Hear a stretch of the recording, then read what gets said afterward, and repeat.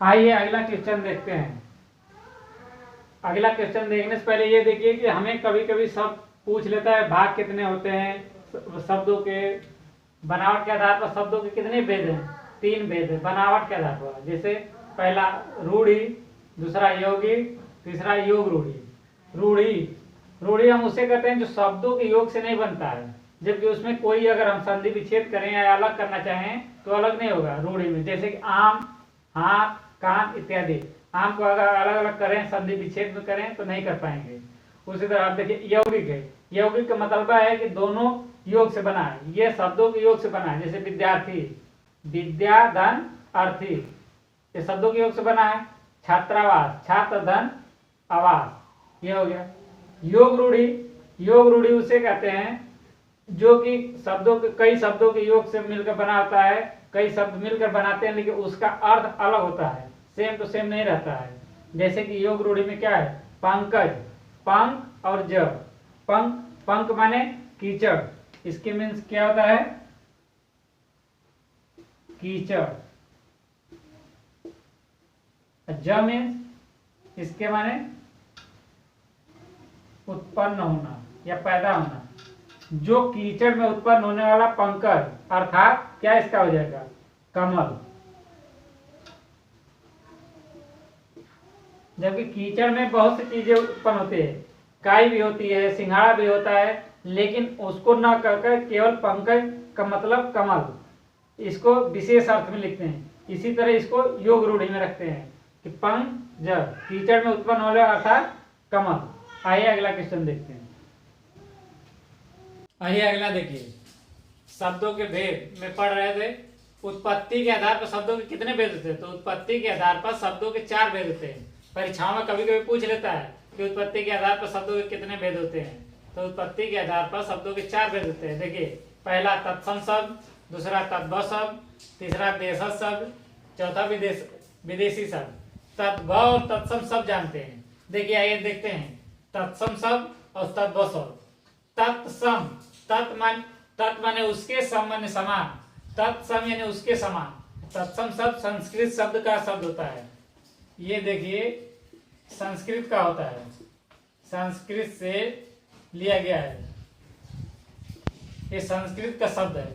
जैसे कि पुष्प, अग्नि, हस्त, आम, घृत, ये तत्सम शब्द में आएंगे। ये संस्कृत का ज्यों करते हैं और रख दिया गया है।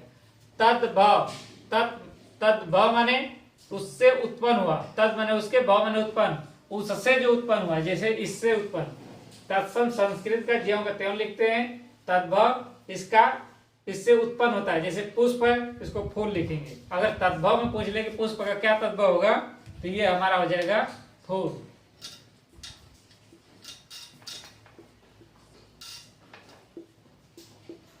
अग्नि का आग हो जाएगा।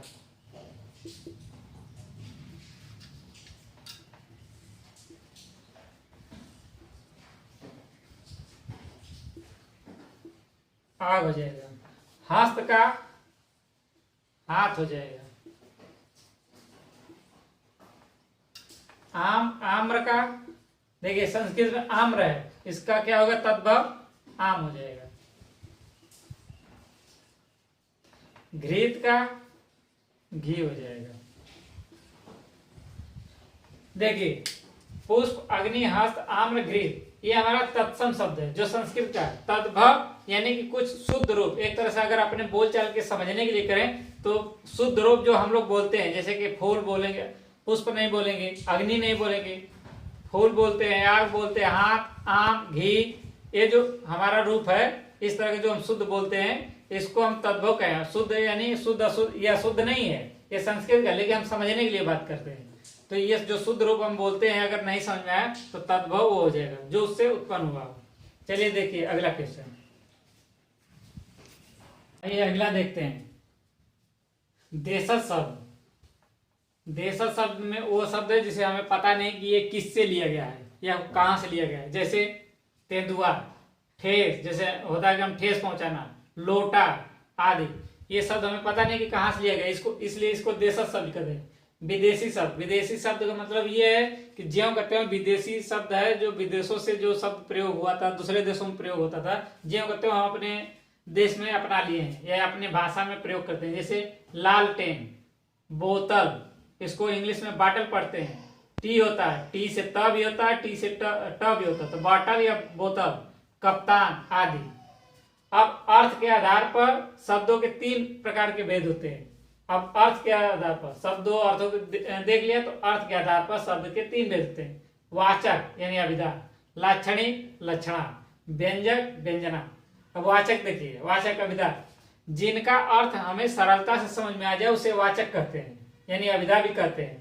आगे जैसे घर, नगर, सड़क, फल इत्यादि। कोई कहे कि उनके घर जाना है तो घर आसानी से समझ में आएगी कि घर कहाँ, घर किसको कहते हैं, कहाँ पे उनका घर है। नगर, इस नगर में जाना है। सड़क, फल इत्यादि। लाक्षणिक, जिनका अर्थ दूसरों से तुलना की जाए, जैसे कि तुम बिल्कुल गधा हो, तो ये जो गधा है ये हमारा लाक्षणिक है। ये जो गधा है लाक्षणिक है।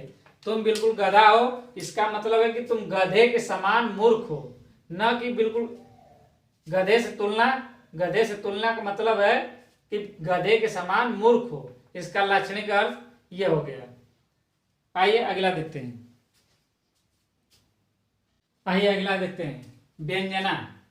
व्यंजना न वाचक होता है न ही लक्षणा होता है, इसका सबसे अलग अर्थ होता है, सबसे हटकर अलग होता है। जैसे रात कितनी अंधेरी है, तो ये केवल इतना एक परीक्षा में नहीं देता। अगर ये देगा उदाहरण और पूछेगा ये कौन सा है, तो इसके लिए जैसे कि एक चोर अपने साथी से कहता है कि रात कितनी अंधेरी है। अंधेरी, अंधेरा जो है हमारा विशेषता है, तो रात कितनी अंधेरी है, तो रात कितनी अंधेरी का मतलब है, जब चोर अपने साथी से कहता है कि रात कितनी अंधेरी है, तो इसका अर्थ निकलेगा। इसका अर्थ होता है कि रात कितनी अंधेरी है, तो यानी कि इसका पूरा अर्थ हो जाएगा चोरी के लायक। चोरी के लायक। उसका एक चोर अपने साथी से कहता है कि रात कितनी अंधेरी है, तो रात अंधेरी कहने का तात्पर्य उसका चोरी के लायक रात है आज।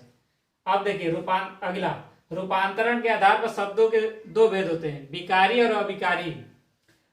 ये रूपांतरण के आधार पर शब्द कितने हैं, और विकारी। विकारी के भी 4 भाग होते हैं और अविकारी के भी 4 होते हैं।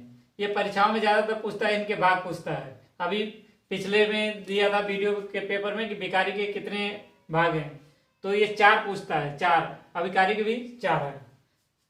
तो अब अगला वीडियो संधि का बनेगा, आप देख लीजिएगा। और इस चैनल को अभी तक सब्सक्राइब नहीं किया तो सब्सक्राइब और लाइक जरूर करें। धन्यवाद।